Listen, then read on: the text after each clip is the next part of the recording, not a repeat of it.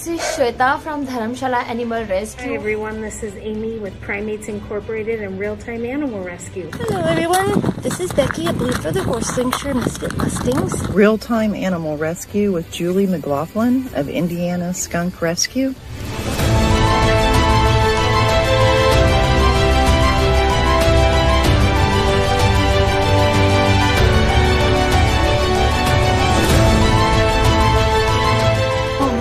Yep, get her. You got her? Judy, God bless you. Oh my God. This is a big brown bat who is really enjoying his mealworms. They actually just had their breakfast.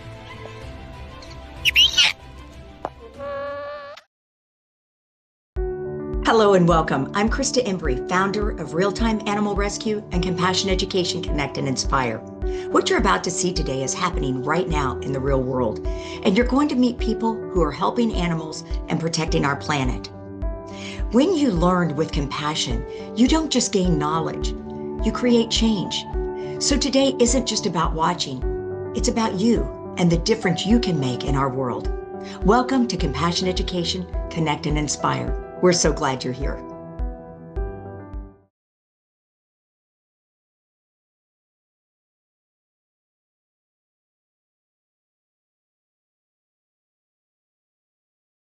Nice to see you again. In today's class, this is actually the second session in our topic that we had a few weeks ago on wildlife spectacles. So this is Wildlife Spectacles Episode 2. So as usual, when we talk about wildlife spectacles, we look at a few examples of what might be considered a wildlife spectacle. And sometimes what we would consider to be a spectacle is something very large, like the African elephant. This is a very large animal. I have never been to Africa. I have, never seen an animal in the wild this large. So if I were to see, especially a group of African elephants, I would consider this to be absolutely spectacular. But something spectacular doesn't necessarily need to be very, very large. And while we look at these amazing monarch butterflies, I believe somebody is trying to join the call. So give me a second. I'm going to have to stop sharing my screen in order to let them into the call. So bear with me while we do that. Actually, two people are trying to get in. Fantastic. Okay, so bear with me. We're going to let these people in. Excellent. There we go. Okay, welcome to those who are just joining. We were just looking at the topic of our class today, which is wildlife spectacles. And we had just talked about the fact that wildlife spectacles may be something very large, like an elephant, or it may be something quite small, like these monarch butterflies that are about to appear on your screen. There we go. And the monarch butterfly is found in North America. It's a butterfly, but it is also very well known for being a migratory butterfly, a butterfly that migrates long distances and eventually goes down to the south of California and Mexico, and it winters in thousands and hundreds of thousands and millions of butterflies all clustered around a few trees. And so I've never seen this with my own eyes, but if I were to see this, I would certainly think that this is a wildlife spectacle. Okay, now going on. Let's see. Sorry, because I stopped sharing. I'm going to have to start over. I apologize for that. Give me just a minute while we restart our screen sharing so I can actually switch the slides.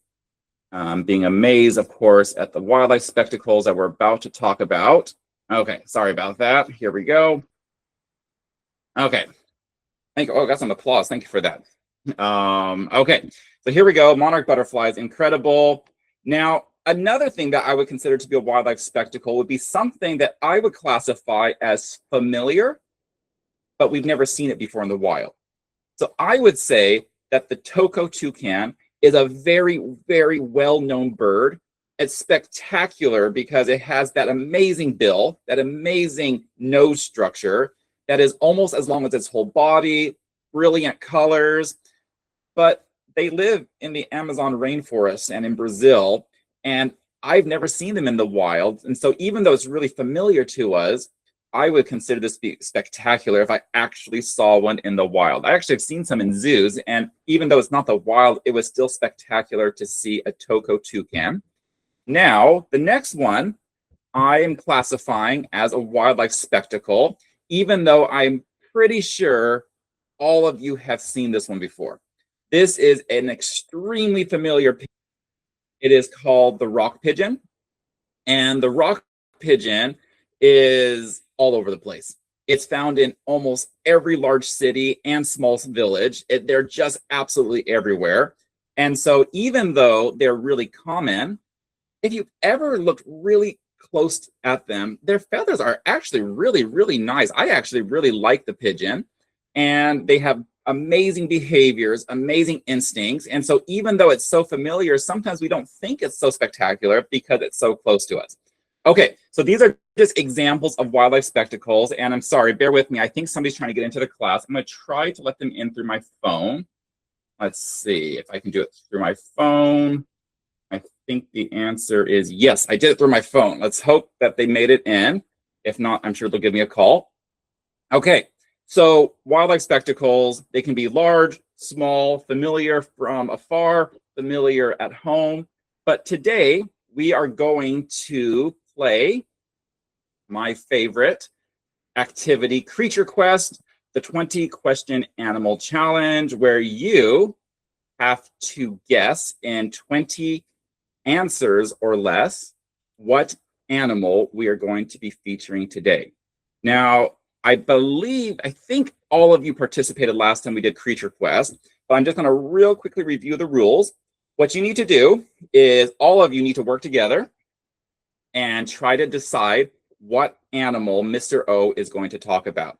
You have 20 guesses by asking questions that can be anything that would result in me saying yes or no. But if you're in the green boxes in the first 10 questions that you ask, you cannot ask, is it a monarch butterfly? You cannot ask, is it a specific sort of animal? You cannot ask, is it an elephant? You have to ask something about it. Is it found in Mexico? Is it large? Is it fill in the blank? It has to be those sort of questions. But when you get to the blue, questions 11 through 20, at that point, if you think you have enough information, now you can ask, is it a mallard? Is it an emperor penguin? You can ask a specific species as part of your question. Is that pretty clear? I think that's pretty clear. I think all of you participated before. So what I need you all to do is get ready to unmute yourself. And it's a bit difficult for me to call on you. So what I'm going to do is just go ahead and unmute yourself, be bold, and ask a question. Obviously, if two people are asking a question at the same time, one of you just be polite and let the other one go first.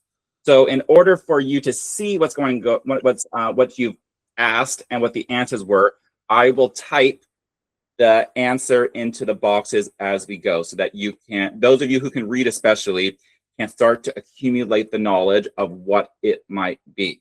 Okay, on that note, who is going to be bold, unmute themselves, and ask the very question? Okay, we had our hand raised up. Sorry, it's a little bit difficult for me to see who raised their hand. So if you raise your hand, go ahead. I think we have it from New Hampshire. Go ahead and unmute yourself and ask your first question. Go ahead, from New Hampshire. Is it a baby? Is it a baby? Oh, okay. Wow. I was not expecting that question. The thing we are going to talk about, wow. I didn't even think about that question. Wow. That stumped me. Wow, that was an excellent question. I think the answer is some of them are babies. Okay, that's exactly what I'm saying. Some of them are babies because some of them are babies. That was a very interesting question. Well done. Okay, I think we have somebody raising their hand from Norwich. If you want to go ahead. Is it a predator? Is it a predator? Okay, I'm going to say this. No, it is not a predator. Not a predator. Good question. That's actually good because some of you are asking general questions that are going to narrow down our search quite significantly. Okay, why don't we go ahead? Mammal? Is it a mammal? I'm going to answer that very definitely. No, it is not a mammal. Okay. Is it omnivore? Is it an omnivore. So, excuse me, that was a really big word. Thank you for using it. For those of you who don't know what an omnivore is, it means that it eats different things. It can be a meat eater or a plant eater. And I'm going to answer this question number 4 with no, it is not an omnivore. And I'm just going to give you a little hint right now. So right now we have learned that it is, some of them that we're going to show you are babies. It's not a predator. It's not a mammal. And it's not an omnivore that eats both meat and vegetables or plant matter. That might help you with what you don't need to ask, because you might know at this point what it is. It is not a meat eater. It is not a meat and plant eater. So you already know something about it. So I'll just leave that as a little hint for you all. Okay, who has their hand raised? It may be one of you from London. It's fly. Sorry, one more time. Again. Fly. Can it fly? Yes. Well, okay. I'm just gonna. The answer is yes. The answer is yes. But just remember the first question. Some of them are babies, and so obviously a baby typically wouldn't fly. So just keep that in mind. So I'm gonna say yes, it does fly, but just remember some of them are babies. But that was a good question, because that is, you guys are asking really good general questions that are narrowing down. But the answer is going to be yes. It Daddy? does fly. Yes. Daddy? Yes. You have a question for me? Is it a bird? Is it a bird? That was an even better question, because we just found out it flies. And when I tell you no, when I tell you no, it is not a bird, that tells you an awful lot, because it flies, but it is not a bird. Excellent question. Okay, who do we have next? Go ahead. Is it from across the street? Go ahead, unmute yourself and ask your question from, yeah, go ahead. Don't fly. Okay, one more time.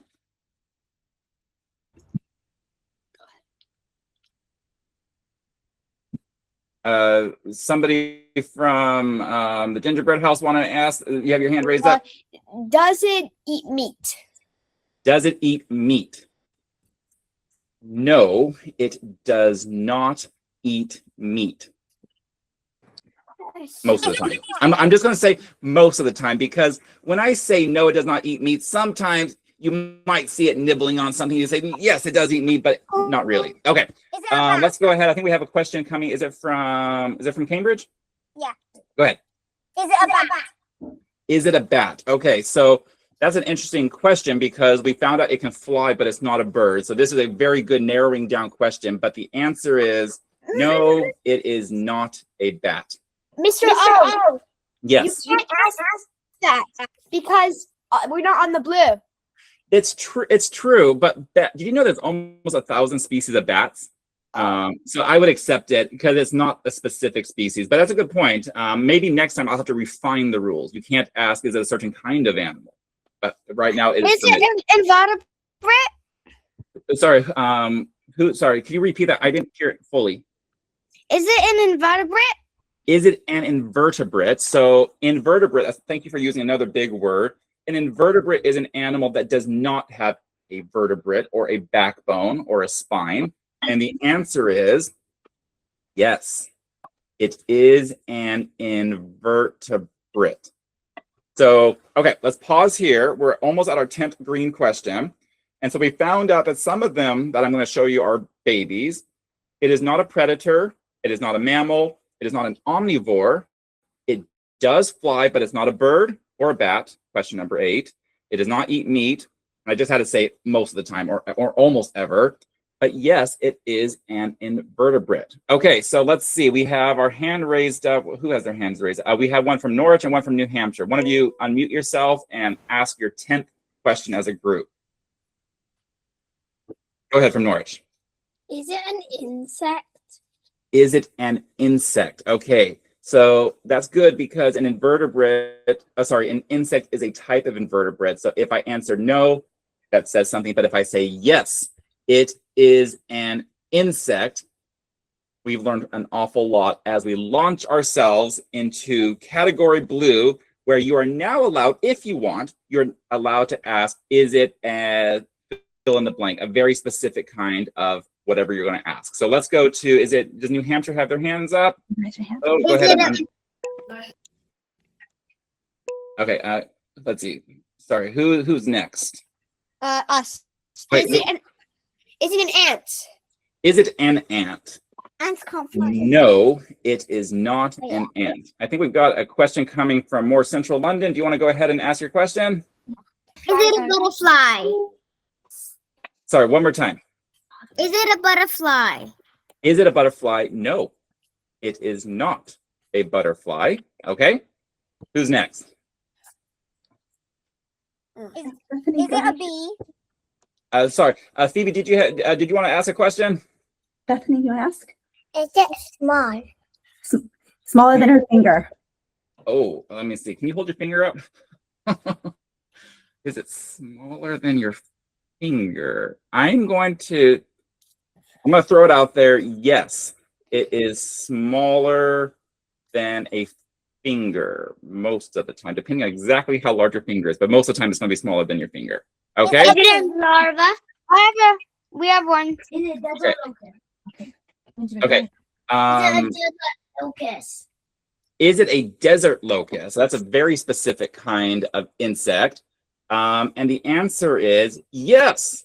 It is a desert locust. Well done. Good job, everyone. In 14 questions, you all figured out what it was. And you did really well altogether because you asked questions that helped one another.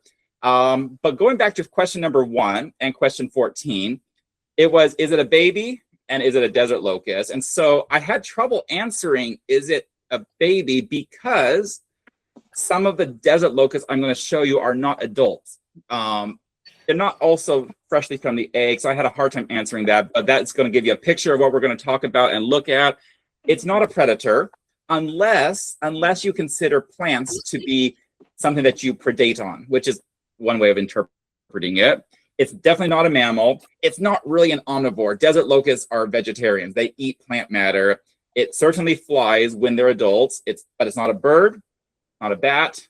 It does not eat meat most of the time. It is an invertebrate. It's an insect, but not an ant, butterfly. It is smaller than a finger. And so when I show you some of them, for those of you who asked that question, I'm going to need you to decide, was that answer accurate for you? Because for me, definitely, it's smaller than my finger. But for some of you, it might not be. So let's keep that in mind. But yes, well done. It is definitely a desert locust. Okay, so bear with me while I go ahead. And we're just going to have a few more lesson elements on the slides before we get to see our featured animals. So here we go. Here is a picture of a desert locust. Desert locusts are mostly in the desert, not entirely, but they're mostly associated with warm, desert-like environments. And if I can just ask those of you, make sure you're muted right now. You can unmute later, but just go ahead and unmute for now so we can all hear well. The desert locusts are in my lesson on wildlife spectacles. Now, if you look at it, it is not a particularly spectacular looking animal in terms of color, in terms of size. It's actually quite small. It might be smaller than my finger, even as an adult. But one thing that makes it very spectacular is not so much what it looks like or its great size. It's just something about its story and the way it lives its life. So the desert locust is, there's desert locust. Its scientific name, because you know I love big words and I love scientific names. Its scientific name is Schistocerca gregaria. Schistocerca gregaria. Thank you. Oh, I got an applause. Amazing. Thank you so much. And Schistocerca actually comes, interestingly, from the Greek, and it was referring to a winged bird. Because sometimes when they're flying, some of the ancient Greeks must have thought that it looked more like a winged bird than an insect, even though we certainly know it's an invertebrate and it's an insect. But the word I really want to focus on is the word gregaria. Go ahead and give me a thumbs up if you've ever heard the word gregarious before. Give me a thumbs up or give me a thumbs down if you've not heard the word gregarious. Okay, so we're getting mixed reviews. And so gregarious means to assemble together in large numbers. To be gregarious means that you like to be around large crowds. Now, some of us humans, by nature, like to be around lots and lots of people. If you go to a large gathering or a football stadium, I'm getting some thumbs up right now, you really like that. But some of us prefer to be the opposite of gregarious, which is solitary. So solitary means alone, by yourself. And so the point is the desert locust is gregaria. It is gregarious, and this is part of its fascinating spectacle, is that it congregates in very large numbers. Right here, we have just one single picture of a bunch of desert locusts that are not able to fly yet because these are young in the baby phases. And when they emerge out of the ground, because their mothers lay approximately 100 eggs at a time per adult female, when they emerge out of their egg area, they congregate together. They are gregarious, and they just form very large numbers. Now, at this stage, they are a little bit cute. They are little jumping. They're grasshoppers. These are hopping things that we often would like to catch them if we saw them. And they go around nibbling on vegetable matter, on vegetation, on plants, leaves, branches, whatever they can find. But they're just small little guys, and they just kind of walk around eating food. But as they keep eating food, they just keep getting a little bit bigger.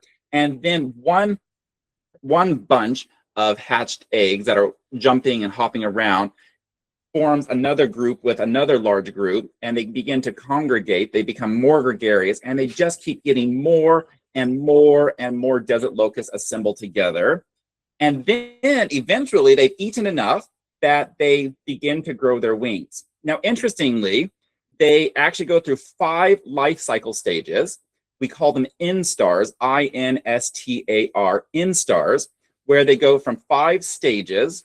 They never go into like a chrysalis like a butterfly does. They always look like a grasshopper, like a locust, but they start out small, and then they shed their skin, and then they grow up a little bit more the second time, a third time, a fourth time, and on the 5th time, they begin to develop their wings. And when they begin to develop their wings, this is when they're no longer just confined to the ground where they just hop around from plant to plant. Now they can go flying. And when desert locusts go flying, they really go flying. And they go from numbers of 100 to 1,000 to 100,000 to 1,000,000 to 100 million. They can go up to several billion in what is called a plague or a swarm.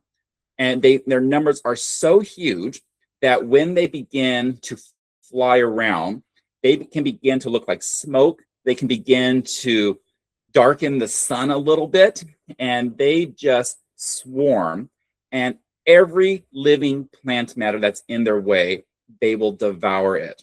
The desert locust is actually one of the most harmful animals to plants when it gets to these huge numbers, often numbering in the billions. And because they can fly, they just fly wherever they go. Not only can they power their flight, but they also get carried by the wind, and the wind will carry them from here to there. And it can be devastating, not only to the plants that are already out there in nature, but especially to farmers' crops, because they will wipe out a whole field in just a matter of hours. Because if you get a billion swarming, gregarious desert locusts, they will make short work of a farmer's hard work. And they will also take out a lot of the natural vegetation as well. So this is desert locust, and this is where they can be found. They are found in the gray area and the red area. The gray area with the dotted line that goes around it is kind of like the maximum extent to where you could find them. So they can be found in Europe, in Spain and Portugal. They're found across the Middle East, all the way past India, and they cover a lot of Northern Africa, all the way down to Central and Eastern Africa. But the red areas is where historically and today is the main areas where the plagues or the swarms of locusts can be found. If you read the Bible talks a lot about locusts. And the story of the locust, as you find it there, is based on this real life desert locust. They do tremendous damage, and they've been known for thousands and thousands of years to come in these swarms, which we call plagues. Okay, so that is my wildlife spectacle I'm going to share with you as a lesson. So bear with me as I switch my cameras. There we go. And then I just have a simple question. Would anyone like to see some real live desert locusts? Okay, I think that is enough thumbs up to verify. Oh, some of you actually, somebody slipped in a thumbs down. And 1 second, I think somebody was trying to get in. Oh, those are raised hands. Okay, give me just a second. I'm going to be toggling a few camera settings. Just bear with me. Okay, there we go. We're on full screen. Okay, so I have not a plague, thankfully, but I do have a selection of desert locusts. Now, what I'm going to show you, I'm going to show you at a few different stages of the desert locust life. Now, I don't have them from an egg, and I don't have the first instar, the second instar, or the third instar, but I do have some fourth instar, some fifth instar, and finally, I do have some almost emerging adults that if we let them out and they decided to congregate and be gregarious with all the other desert locusts, they would do tremendous damage to the farms and to the ecosystem. Okay, so we are going to start off with, I've got them in a tub right here. We're going to start off with the youngest ones. And so, as usual, bear with me while I toggle my cameras. And hello. And we're going to start with this camera right here. I might use another one in a second, but we'll see if this one's adequate. Now, it goes without saying that locusts at this stage are very jumpy, and I have more than one in my container, so I have to very carefully try to fish out just one before all the rest of them decide to get away. Okay, I'm going to go for you. Okay, and I'm just talking to myself right now, and you can all hear that, but catching locusts is serious business unless we want to have a whole bunch of locusts, desert locusts at that, jumping around Mr. O's classroom area. Okay, so here we go. You can't see it yet, but here we go. Here's our first one. I'm gonna do my best to focus it. Let's see, just bear with me as I try to focus it. It's very small, my camera's not picking it up. So what I'm gonna do is I'm gonna first focus on my hand. There we go, it's a nice clear hand, and then I'll bring my locust here, and here we go. This is our locust. I'm gonna bring it down here, and there you have it. So this is a fourth instar, just about to become fifth instar locust. I'm gonna have to hold him down because he is very, very jumpy. Okay, nope, you do not get free jumping rights. Okay, I'm gonna have to hold him down because he is very excited. Okay, so this is a fourth instar. Actually, I'm gonna switch my hands real quick. And he is just about to go into his fifth life cycle stage. And right here, you can see, I don't know if you can see that. Okay, well, I'm pointing to something. I can barely see with my eyes, but right here, he actually has some emerging wings coming out. He can't fly with them, but there are some emerging wings. So we'll see more of those in a little bit. But otherwise, somebody asked, is this an insect? And the answer is absolutely. And insects are characterized by having 6 legs, 3 sets. And so you can see his front legs, his middle legs, and his very long hind legs, which are extremely good for jumping. Okay. Insects also have compound eyes, which you can see at the front. I don't know if you can see that. I'm going to try to hold it up a little bit. Let's maybe right here. It's all dark against dark, but right here at the top is his compound eye. It looks like an eyeball, but it's many eyes inside of one eye. Insects tend to have antenna for feeling and sensing things. So I just touched his antenna a little bit. He didn't really respond. But this is a typical characteristic insect. It is also an invertebrate, which means it does not have a backbone. In fact, it doesn't have any bones. Insects do not have bones, and instead they hold their body together through something called an exoskeleton. It's not bones, but it is a skeletal structure that covers their outside so that it keeps all their insides in. And so we're going to put away fourth instar, almost fifth instar locust. And I would like to share with you then what happens next. Now this one's quite easy for me because this is actually his entire exoskeleton that he shed and emerged out of in order to go to the next stage of life. And so here it's basically the entirety of his body you can see. You can see his legs. You can even see his antenna. You can see where his compound eyes were covered. You can see the entire area that was covered by exoskeleton. And even though I have some thumbs down, this is the way that an insect is covered and protects its inside body. So basically, after it sheds that skin, or the reason why it sheds its skin is because it is growing. And so it has to burst out of its exoskeleton in order to reach the next stage of life, which I'm going to go ahead and carefully try to get out a larger version of a desert locust, which is obviously going to have more jumping abilities. So let's see if we've got something. Aha! I'm going to take you. Here we go. Oh, you're really fighting. Okay, so here we go. So here's a 5th instar, fully fledged, and right here you can see his developing wings, right? Can you all see the wings? Give me a thumbs up if you can see his wings. It's right here, like a little triangular section. There's like a black bit right here, and then it goes up to yellow with a few very, very fine lines on it.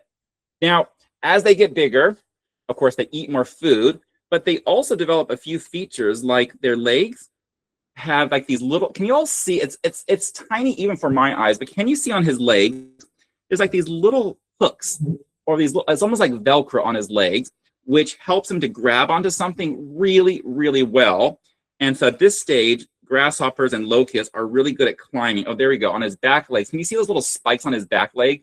Those spikes are how he holds onto something, and it also works as a defense mechanism so that it's a little sharp and that something might not want to grab it. Okay, so the other thing that he's doing right now is if I can turn him around, if you can see his jaw, let's see. Now the colors aren't super great. Let me see if I can focus that right there. There we go. Can you see his jaw pieces?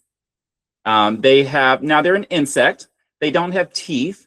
They're very small, but they have super strong jaws, and their jaws really have one function. It's to chew. They chew so much plant matter that they need to have really strong equipped jaws. Now he's kind of like grasping, I'm holding him back, but you can see he's trying to go forward. Can anyone see how he's gripping on to my pointer with his four portions of his, with the forelimb of his arm? Can you all see that? So yeah, so they're really good at holding on to things, because at this phase, they can't fly from place to place, so they jump from place to place. And when they jump, they need to have like a sticky pad or a Velcro patch so that they can hold on to what they're jumping to and climb around really, really well. Okay, so what's going to happen with this guy is he's going to get bigger. And as they get bigger, the desert locusts actually have two choices. They can decide to become solitary, and then the females will go off by themselves and lay eggs, or they can choose to become gregarious. And if they choose to become gregarious or solitary, it actually affects the color that they will become. If they choose to go off by themselves, they're going to be a little bit brownish and sandy color, like that picture we saw earlier, that first picture of the desert locust.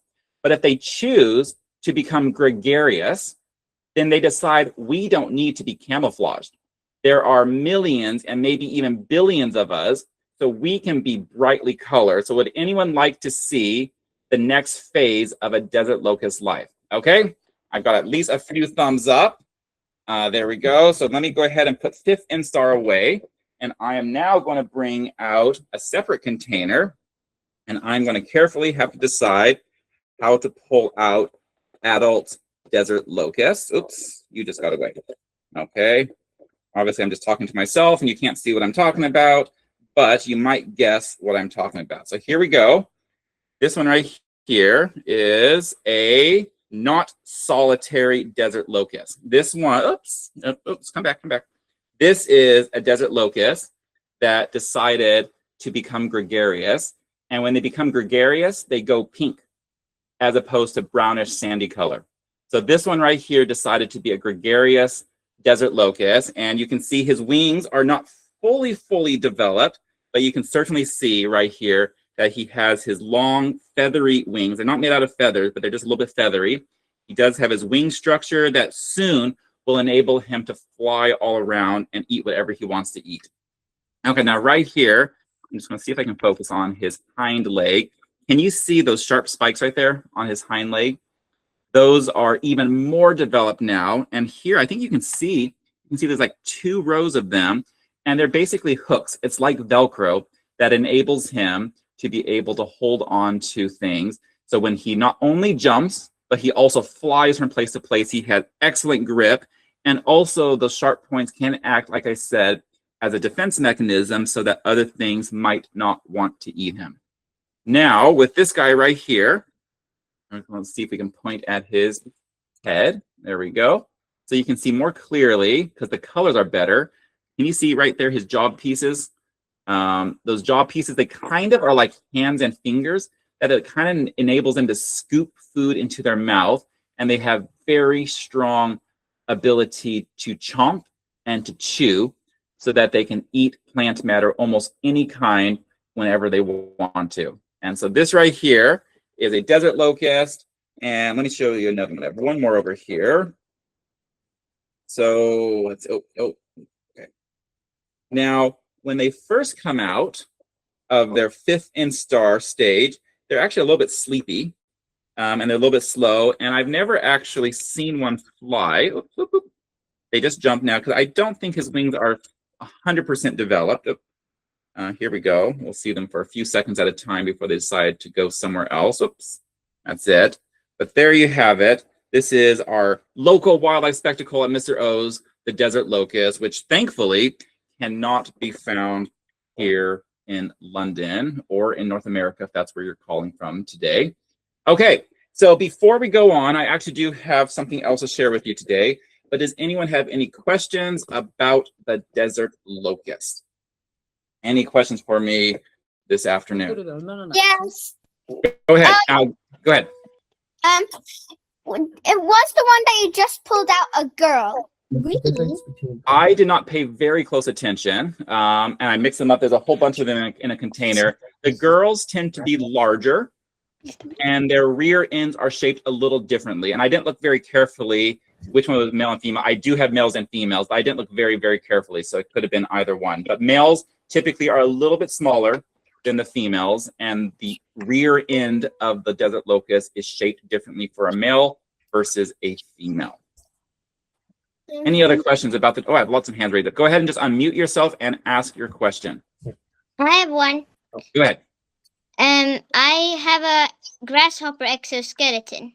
Yeah, but, well, thank you for sharing that with us. We've got another exoskeleton right there, a grasshopper one. Was that from somewhere around your house or locally? It was in my garden. In your garden. So we do have species that are related to the desert locust, but thankfully we don't have the actual desert locust here where we live in London. That's actually a good thing for us. Okay, how about we go to Norwich for a question? Go ahead. How far can they jump? How far can they jump? Well, as when they're in their first instars, maybe at the most half a meter, at the most, maybe 15 inches at the most when they're young. But as they get older, and of course, once they have wings, that makes them go farther. But maybe when they're in their 5th instar, before they can actually fly, I would say they can jump maybe, I'm just guessing, maybe 2 meters, maybe about 6 or 7 feet. They can jump quite a lot. But then, of course, when they get their wings and they jump, then they can add their flying to their jump. And then they basically go however far they want to go at that point. You know, they are very lightweight. They weigh almost nothing. And so they get blown about in the wind. And a lot of them get carried across the Indian Ocean from Africa to India and vice versa, where they just basically spread their wings and the wind carries them over and causes their plague to go to a different continent. Okay, let's go ahead to, who else is a hand raised? To New Hampshire. How much will they eat in one day? How much will they eat in one day? It depends on how many. I've never been able to actually track how much they eat. I just put some lettuce and some plants in it, and probably within 24 hours, it's all gone. But it's hard to know because I have a whole bunch of them living together. I don't know how much each one eats individually, but I do know that as adults, they can eat the equivalent of their body weight, which doesn't weigh very much in our terms, but they can eat as much as they weigh. So think about how much you weigh. If you were a desert locust, you would eat as much as you weigh. So think about how many steaks and how many pieces of corn and how many salads and watermelon and cereal and bread you would have to eat in order to eat your body weight every single day. So when I feed them, I don't know how much. I just put a bunch of lettuce into their cage and some grain, and that feeds them for a little while. Okay, who else has a question? Has their hand raised up? I can't quite see everyone. Go ahead and unmute yourself if you have one and ask your question. Why are the females? So why are the females bigger? Was that your question? Why are the females bigger? They're bigger because they're the ones that have to lay the eggs, and they lay about 100 eggs at a time. And so that last segment of their body, their thorax, needs to be longer in order to have all those eggs develop in their bodies. That's the main reason, because they're the ones who have to produce the eggs. Very good question. And do we have another question coming from London? And what's the difference between a grasshopper and a locust? The difference between a grasshopper and a locust, that's a very good question, because the answer is not much. It's actually just the name. There are the large group of them is typically called grasshoppers, and a locust is a different name of a specific kind of grasshopper. Now, if you remember, I read off that long name at the very beginning, Schistocerca gregaria. Schistocerca is a group of grasshoppers. I think there's about 20 of them, and some of them have the name locust in it, and some have the name grasshopper. So really, there's not much difference between it. A locust is a kind of grasshopper. Maybe I can say it that way. A locust is a kind of grasshopper. Okay. Do we have another question coming from New Hampshire? Or maybe that was a past question. That's okay. Oh, wait, hold on to your questions if you still have them. We still have more time. But I would like to share with you a surprise that has nothing to do with desert locusts. We're done with desert locusts for the time being, unless you have a question. But I would like to share with you some new animals that I got. Because just very recently, like yesterday, 2 days ago, I got a phone call from one of my friends who is an animal rescuer. He works in the United Kingdom, and he rescues animals all over the place, but he doesn't have a large property or a large house or a large garden. So he rescues animals, but he can't always keep them because he himself does not have enough space for them. So he had somebody knock on his door and said, "Here, I don't want these anymore." And that was the rescue. He just didn't want them anymore. And then my friend, the animal rescuer, asked, maybe some questions about it. And basically, the story that I understand is this man had gotten 2 animals, but when he got them from a pet store, he was told they were something else. And then he found out they weren't what he thought they were. And I don't know if he didn't know enough about them. He didn't have enough time. He didn't have enough understanding of how to take care of them. So he brought them to my friend, and my friend took them. I got a call from him and said, "Hey, do you want these things?" I said, "Sure, why not?" I had a little bit of space, and we wanted to provide a nice home for them. So we're not going to play 20 questions to guess what it is. But does anyone want to shout out who doesn't already know? Because some of you are actually living in the house that I live in and know what I have. But does anyone want to just guess what I might have picked up as 2 rescued animals? Sugar glider. Oh, that'd be a cool one. No, it was not a sugar glider. I think Cambridge is trying to say something. Just unmute yourself. And what do you think it is? A snake. Is it a rodent? Not a rodent and not a snake. Snakes currently are forbidden in my house by the voting system we have as a family, and not enough votes have passed that we can have a snake in our house yet. Maybe one day, but not today. Any other guesses? A turtle. Somebody said it. I got a turtle. Actually, I got 2 turtles. Okay, so I'm going to share with you my 2 turtles. They're right here in this plastic box. They've been here this whole time. I had to put a towel on them because they kept trying to get out. They're relatively active. And like I said, I've got 2 of them. So let's see how we're going to. So my first one is this one right here. And I'll show you a better view a little bit later. And my second one, I'll move him out. My second one is down here in a different crate. And this one's a little bit bigger. Okay, so bear with me, of course, as I change camera angles and all that good stuff. Now, most of us, honestly, at some point in our life have read a story, heard a fact about turtles being slow. And I promise you, when you put a turtle on the ground, they are anything but slow. When they want to go, they go. So they're not going to jump like my desert locust, but I still have to be quite careful. And I'm going to put a few barriers up while I'm talking to you so that hopefully we have contained turtles who initially might be a little bit scared. This is perfect. They are a little bit timid. So let me quickly switch my camera so we can see this view of my two rescued animals. Okay, let's get some better lighting on them. Oops, don't do that. Don't do that. Please don't do that. Okay, there we go. Okay, you're a runner. Okay, so I'm gonna hold on to you. This one right here, the big one, has always been very adventurous, even in his aquarium. Okay, so here they are. And I told you that the man who had them originally was given them thinking that they were something else. And he was told by the pet store that these were tortoises. And tortoises and turtles, although related, are certainly not the same thing. And even though they both are equipped with a shell, they have 4 limbs, they have a vertebrate, they are not the same animal, and therefore they do not require the same care. So in the end, it's actually best that the man gave them to an animal rescuer who could properly take care of them. But I have a little dilemma. So I know that these are not tortoises, and I know that they are turtles. I just personally do not know what kind of turtles these are. In fact, for all I know, they might be 2 different species of turtles. And so if you look at them, obviously they're different sizes, which is not a defining characteristic because one just might be smaller and younger than the other. But if you look quite carefully at their top shells, right here, the top shell, okay, now I've got, they like to run when I put them down. Oh, he likes to run when I put him down, and you're going the opposite direction. Okay, so when you, oh, don't do that. He just scratched his little buddy in the face.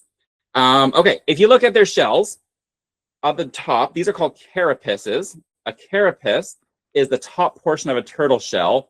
And if you look at them, they do not have the same pattern. If you look at that middle scale, okay, I'm gonna put one of them down because this is very complicated. Okay, here we go. So if we look at this portion right here, each individual portion of their carapace is called a scute, S-C-U-T-E, not like you're scooting your body. It's called a scute. So if you look at the central scute right here and compare it to this guy right here, they are not the same shape or pattern or design. And if you look at their general patterns, they are not the same. And so I personally do not know, is that a matter of age? Do they develop? Because I am a biologist. I am more specifically an ornithologist who studies birds, and I generally have not studied reptiles in my life. So I'm just mentioning all these things because eventually I have a challenge for you. But also going into a comparison, if you look at their heads, which are nicely stretched out right now, you can just see that they have different markings. Even the shape of their nose, their snout, is different shapes. Their eyes have different features. The guy right here that I just shook is a very dark eye, whereas this guy has like a little light gold ring around his eye. So basically, lots of different features about these turtles. The guy who, my friend who gave these to me, we just had a very, very brief conversation that they could be this species, they could be that species. But there's another feature about turtles is that sometimes males and females have different features. And if you look at this one right here, the large one, you can see its tail. Let's see, there we go, there it go. He is fiercely trying to move. I'm gonna put him actually in a crate in just a second. Whereas this guy right here has a very short stubby tail. And that typically is a feature of male and female, males having one of them having shorter than the other. But basically what I'm trying to tell you is I do not know what species these are.